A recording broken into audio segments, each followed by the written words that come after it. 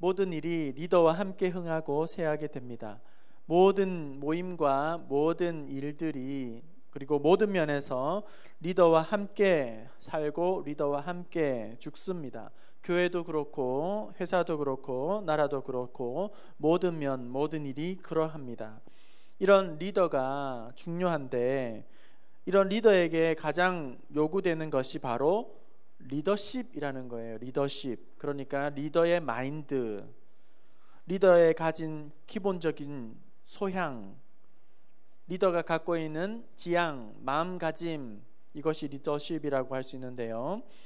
오늘 말씀을 통해서 지난주와 함께 연결해서 생각해 볼 때에 하나님께서 우리 예수님께서 우리에게 어떤 리더십을 가지라고 그렇게 말씀해 주고 있는가?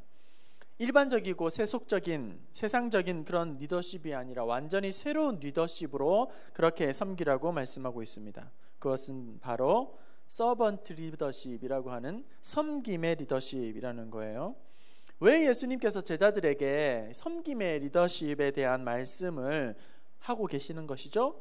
그 이유는 이 제자들이 다름 아닌 우리 예수님을 따르기로 한 이후에 그물과 배와 부친을 다 버렸던 사람들이에요. 자기의 모든 편안한 것들을 내어놓았던 사람이죠. 자기가 안전하게 해주는 모든 것들을 다 내려놓고 포기하고 다 버리고 우리 예수님을 따른 이 제자들조차도 이 부분에 대해서는 자유하지를 못했던 것입니다. 차마 대놓고 말은 하지 않았지만 차마 대놓고 노골적으로 그것을 표현하지는 못했지만 그 마음속에 늘 높아지고 싶은 마음들이, 첫째가 되고 싶고 으뜸이 되고 싶고 인정을 받고 싶고 남들보다 더 잘 되었으면 좋겠다, 그런 생각이 꽈리를 틀고 늘 그 속에서 일어나고 있는 거예요. 노골적으로 표는 내지 않았지만 이에 우리 예수님은 서로 높아지려고 하는 이 제자들에게 하나님의 나라, 교회 안에서 어떤 마음을 가지고 나아가야 하는가에 대해서 밝히 알려주고 계시다는 거예요. 세상의 가치 기준이 아니라 하나님 나라의 가치 기준으로 살아가야 한다. 세상의 질서가 아니라 하나님의 천국 질서를 가지고 살아가야 한다. 그것은 바로 섬기는 것이다. 이것이 천국의 비밀이고 또 기독교의 또 역설이라고 그렇게 말씀을 하고 있는 것이죠.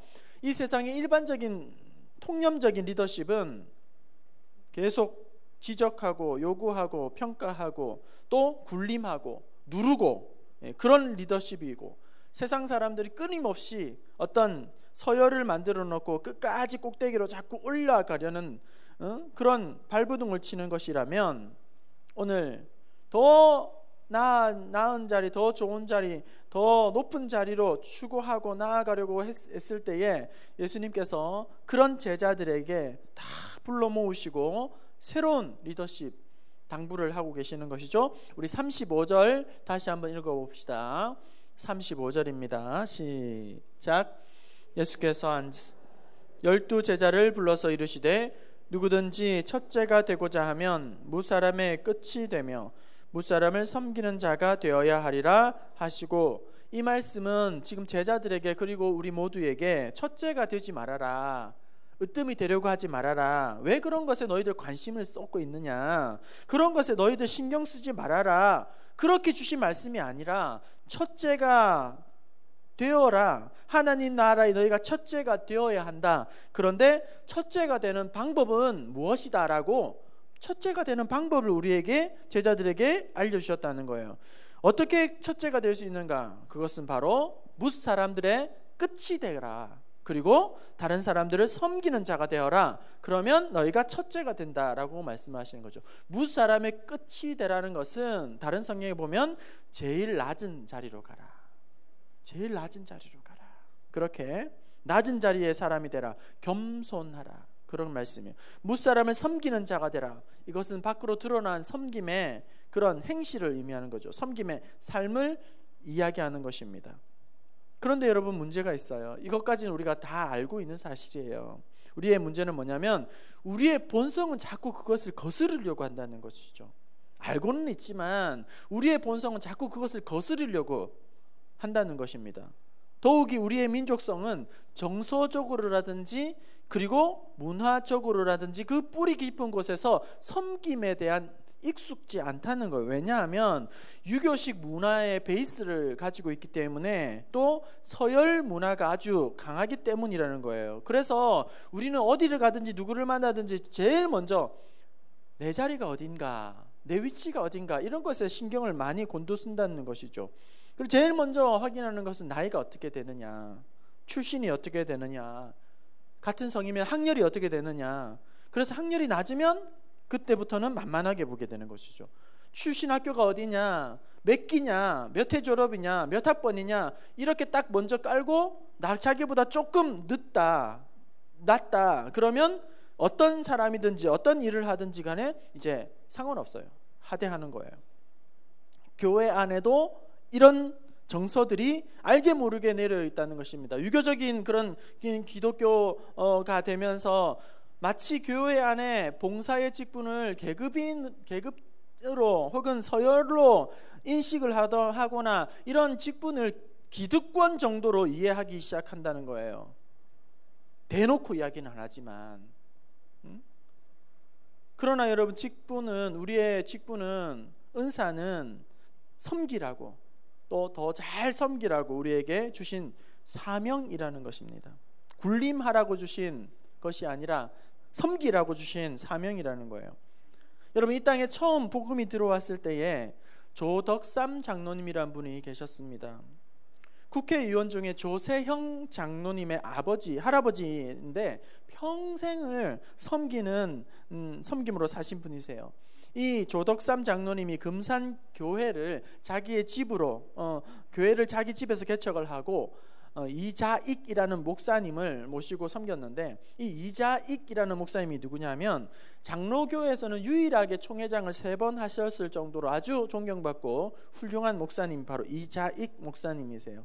그런데 이 이자익 목사님이 출신이 뭐냐면 그 경남 남해의 아주 가난한 농부의 아들로 태어나서 아버지는 9살에 11살에는 어머니가 이제 돌아가시게 되었고 이제 거의 행상 차림을 해서 떠돌이 다니다가 김제군 금산에서 이제 제일 부자라고 하고 할 수 있는 방금 조덕삼이라는 사람의 집에서 이제 머슴살이를 하게 되었던 것이죠. 그때 마침 전주의 선교부에서 활동을 하던 데이트라는 선교사님, 한국 이름으로는 최의덕 선교사님께서 1900년 그러니까 너무 옛날이잖아요, 그죠? 금산에 도착해서 조덕삼이라는 사람의 가정을 방문해서 전도를 하게 되는데 그 조덕삼이 그때의 은혜를 받고 다 구원을 받게 돼 가족이. 그리고 그 집의 머슴이었던 이자익도 함께 예수를 믿게 되었다는 것이죠. 그래서 농한기에 되면 전주 서문교회에서 말씀 사경회를 하게 되는데 그때에 이 분홍 조덕삼은 머슴 이자익이 끄는 말을 타고 이제 그 말씀 사경회를 참석하게 되는데 주인 조덕삼은 이제 남자 사경회 반 성경을 배우게 되고 이자익은 글을 하나도 모르기 때문에 한글 공부반에 가서 이제 성경을 말씀을 배우고 또 성경을 배우는 그런 일을 했다는 거예요. 이렇게 해서 이제 조덕삼이 이 지주가 은혜를 받고 금산으로 교회 가가지고 그 금산 교회를 설립하게 되고 또 하나님의 은혜로 큰 부흥을 하게 돼서 수십간의 성도들이 많이 늘어나게 되었는데 장로님을 한 분 피택해야 하는 그런 절차를 받게 되었다는 거예요. 그런데 피택 장로로 머슴인 이자익이 된 거예요. 당시 아직 그 상놈과 양반을 가리던 그런 시대에 주인과 머슴이 그 경쟁을 했는데 머슴이 장로가 먼저 된 거예요. 상상할 수도 없었던. 조덕삼은 당시에 아주 많은 학식이 있었고 많은 부를 가지고 있었지만 전혀 그렇지 못한 머슴이 이제 교회의 장로가 된 것이죠. 모든 성도들이 당황하게 되고 또 분위기가 싼 상황에서 조덕삼은 그 자리에서 조용히 일어나 교인들에게 이렇게 말했다는 겁니다. 이 결정은 하나님께서 내리신 결정입니다. 우리 금산교회 성도들은 참으로 훌륭한 일을 해내었습니다. 저희 집에서 일하고 있는 이 이자익 영수는 저보다 신앙의 열의가 대단한 사람입니다. 나는 교회의 결정에 순종하고 이자익 장로를 받들어서 이 금산교회를 더욱 열심히 섬기도록 하겠습니다. 여러분 입장을 한번 바꿔놓고 생각해 보세요. 여러분이라면 이런 말을 할 수 있을까요? 혹 난동을 부리지는 않았을까요? 대단히 못마땅하게 여겨서 그렇게 일을 벌인 교인들을 향해서 괘씸한 마음과 서운한 마음, 내가 이 교회를 다 뒷바라지 했는데 나를 이렇게 할 수가 있겠느냐. 그리고 이자익 이놈 내가 거둬주었더니만은 눈에 가시 같은 놈, 그렇게 여러분 대화하지 않았을까요? 당시에 여러분 분위기는 서울의 승동교회에서 백정 출신의 박성춘 집사님이 먼저 장로가 되면서 양반들이 다 교회를 떠나서 안국동에 교회를 다시금 만들었다고 합니다. 그리고 연동교회에서도 가죽신을 만들던 갓바치 출신의 고찬익 집사가 먼저 장로로 선출되자 이에 그 교회의 모든 양반들도 다 들고 일어나서 묘동교회로 그렇게 옮겨갔다는 거예요. 이런 시대적인 상황에서 이렇게 조덕삼 장로님이 하나님의 뜻으로 그렇게 받아들인 것은 너무나도 놀라운 눈부신 겸손이 아닐 수 없다는 거예요. 만약에 이 조덕삼 장로님이 되기 전이죠. 조덕삼 집사님이라고 합시다. 조덕삼이 내가 이런 대우 받으면서 나 못한다, 신앙생활, 나 이 교회 못 다닌다, 니네들 한번 당해봐라, 그동안 내가 베풀었던 혜택들, 이렇게 자기가 으뜸이 되려고 하고 높아지려고 했다면 꼴이 어떻게 됐을까? 결국은 그 교회는, 그리고 자기 스스로는 첫째가 으뜸이 되는 것이 아니라 오히려 말자가 되고 머지않은 시간에 수치를 당하게 되고 끝이 아주 나쁘게 안 좋게 그렇게 끝나고 말았을 거라는 거죠. 이후에 이제 장로가 된 이자익 종이죠. 장로가 된 이 이자익이 주일날 강단에서, 당시에는 목회자가 변변치 않았기 때문에 영수가 주일날 강단에서 설교를 할 때에 주인인 이 조덕삼은 맨 앞자리에 앉아서 하나님의 말씀으로 은혜를 받고 아멘으로 순종했다는 거예요. 그리고 이 조덕삼이 이자익 장로를 이제 신학교로 보내게 되고 목사의 안수를 받게 되고, 목사 안수를 받은 다음에 금산교회의 담임 목사로 다시금 청빙을 하고 모시는 그런 참 아름다운 섬김을 나타내었다라는 것입니다. 35절, 누구든지 첫째가 되고자 하면 무사람의 끝이 되고 섬기는 자가 되어야 하리라. 이런 아름다운 섬김을 통해서, 눈부신 섬김을 통해서 자기도 살고 또한 교회도 살리는 아름다운 롤 모델이 되었다는 거예요. 이번에 임직 선거를 하게 됩니다. 여러분, 어떠한 결과가 나오더라도 난동 부리실 분은 없죠? 어떤 결과가 나오더라도 더 섬기고 더 낮아지고 더 하나님 앞에서 귀하게 쓰임받는 우리 모든 성도들 될 수 있기를 바랍니다. 누구든지 첫째가 되고자 하는 자는 무사람의 끝이 되고 섬기는 자가 되어야 하리라. 이 말씀을 하신 다음에 이후에 또 어린아이 하나를 데리시고 그 앞에 세우시고 말씀을 해주십니다. 36절과 37절을 한번 읽어볼까요? 36절, 37절 시작. 어린아이 하나를 데려다가 제자들에게 이르시되 누구든지 내 이름으로 이런 어린아이 하나를 영접하면 곧 나를 영접함이요, 누구든지 나를 영접하면 나를 영접함이 아니요 나를 보내신 이를 영접함이라. 네. 섬김에 대한 말씀을 가르치신 이후에 35절에서 첫째가 되려면 무사람의 끝이 되고 섬기는 자가 되어야 할 것이다. 섬김에 대한 말씀을 가르침을 주시고, 왜 어린아이 하나를 앞에다가 이렇게 예를 들어서 이렇게 말씀해 주고 있는가?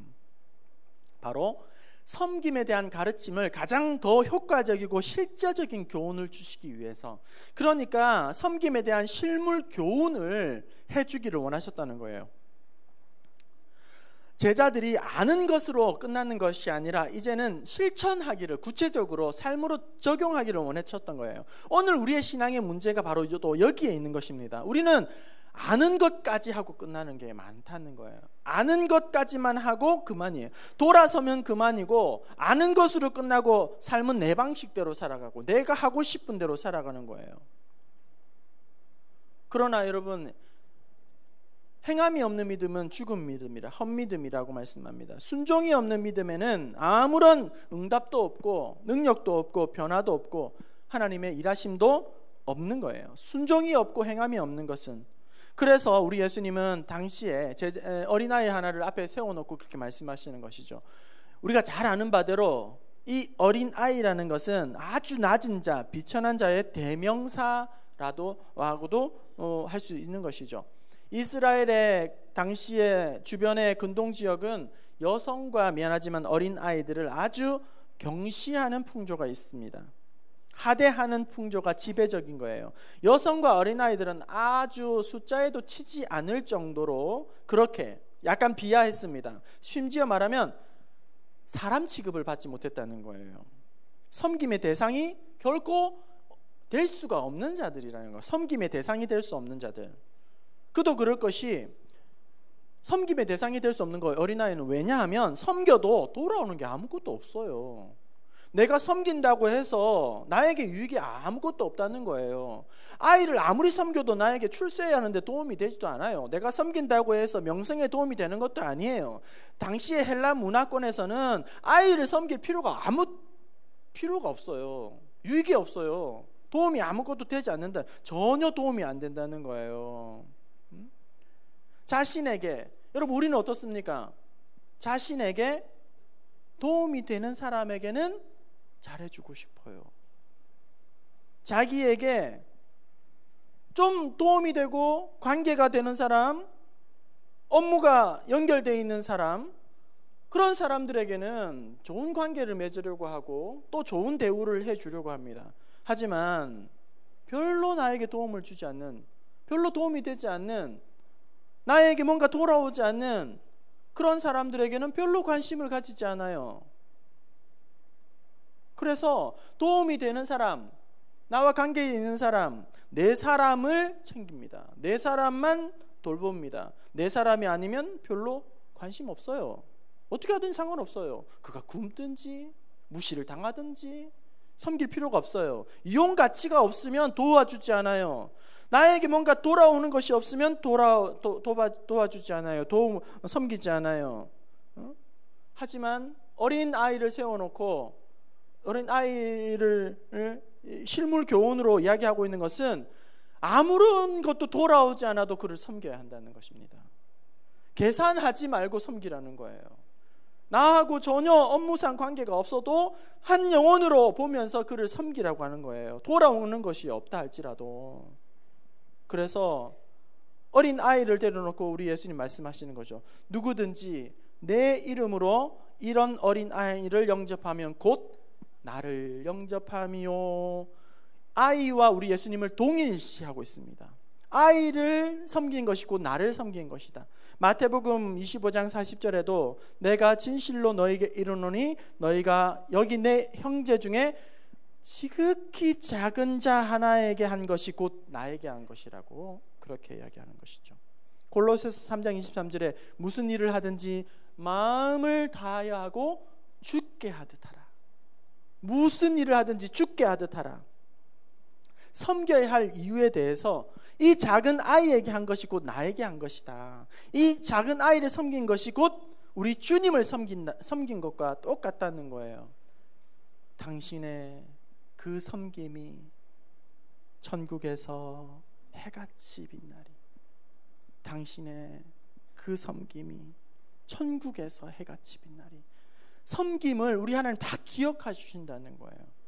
작은 아이, 아무런 돌아오지 않는 것, 나에게 뭔가 유익이 되지 않는 것 같지만 작은 아이에게 한 것을 우리 주님께 한 것으로 하나님은 귀하게 여기시고 그래서 천국에서 해같이 빛나리 다 기억해 주신다는 겁니다. 또 내 이름으로 이 어린 아이 하나를 영접하면, 이렇게 말씀합니다. 우리의 섬김의 동기와 목적이 무엇인지를 알려주고 있는 것이죠. 여러분, 섬김의 동기와 목적은 뭐냐면, 내가 착해서 내가 섬긴다, 내가 더 자비심이 많아서 너를 섬긴다, 아니면 의무감이나 또는 책임감이나, 아니면 내가 모성애가 많아서 아이를 돌보고 성격이 좋아서 유순해서 내가 너를 섬기고 도와준다, 그런 동기가 아니라 바로 내 이름으로, 예수님의 이름으로 그 영혼을 섬기고 예수님의 이름으로 그 마음을 사랑을 하고 예수님이 주시는 힘과 능력으로, 내 힘이 아니라 우리 예수의 이름으로 어린아이를 영접하는 것. 오늘 우리가 실패하는 이유가 바로 여기에 있다는 거예요. 낮아져야 하는 것도 알고, 낮아져야 하는 함도 겸손해져야 됨도 알고, 주님을 섬기듯이 섬겨야 하는 것도 압니다. 그렇게 하고자 다짐도 하고 작정도 합니다. 그러나 그런 섬김에 대한 마음가짐이 얼마 가지 못해서 시들해지는 거예요. 충성을 다짐했지만 얼마 가지 못해서 밑바닥을 치는 거예요. 왜? 내 힘으로 충성하려고 하기 때문에, 내 힘으로 섬기려고 하기 때문에, 내 힘으로 직분 감당하려고 하기 때문에, 내 열심으로 이 일 감당하려고 하기 때문에 금방 바닥이 나고 마는 것이죠. 내 이름으로, 내 열심으로, 내 노력으로, 내 의지로 섬기면 얼마 가지 못해서 끝나고 만다는 거예요. 내 이름으로 섬기게 되면 자기 수준의 이상 넘어갈 수가 없는 것이죠. 그래서 우리 예수님은 뭐라고 말씀하고 있습니까? 예수님의 이름으로, 예수님의 능력으로, 예수님처럼 그렇게 섬기라고 하는 것입니다. 베드로전서 4장 11절, 누가 봉사하려면 하나님이 공급하시는 힘으로 할 것 같이 하라. 여러분, 낙심이 오는 이유는, 침체가 오는 이유는, 금방 메말라지는 이유는 내 힘으로 직분을 감당하려고 하기 때문에, 내 힘으로, 내 능력으로, 내 가진 것으로 봉사하려고 하기 때문에 우리는 오래 가지 못해서 바닥치고 또 매너리즘에 빠질 수밖에 없는 것입니다. 내 열심으로 사랑을 하게 되면 내 남편, 내 아내, 내 자식도, 내 부모도 사랑할 수가 없는 것이에요. 그러나 우리 예수님의 사랑으로 그들을 바라보게 되면 이제 나도 사랑할 수가 있는 것입니다. 이제 말씀을 마치려고 합니다. 자꾸 첫째가 되고 싶은 우리의 마음에, 또 우리의 본성상 자꾸 높아지고 싶은 그런 우리의 생각에, 계획에 무사람의 끝이 되고 다른 사람을 섬기는 자가 되라고 그렇게 우리 주님은 말씀하고 있습니다. 남이 알아주든지 알아주지 않든지, 그리고 나에게 유익이 되든지 유익이 되지 않든지, 내가 섬긴다고 해서 이용 가치가 있든지 없든지 따져서 섬기지 말고 작은 어린 소자 하나라도 우리 주님 섬기듯이 섬기면 그 섬김을 우리 주님이 받으시고 우리를 때때마다 공급하시고 또 주님의 귀한 도구로 사용하여 주실 줄로 믿습니다. 섬길 때에 나의 결단, 나의 노력, 나의 의지로, 나의 힘과 열심으로가 아니라 우리 주님 주시는 힘과 능력으로, 권세로 주님 앞에서 더욱 낮아지고 겸손해지고 많이 받아 많이 흘려보내는 축복의 통로들, 귀한 섬김을 나타내는 저와 여러분 될 수 있기를 주님의 이름으로 축원합니다.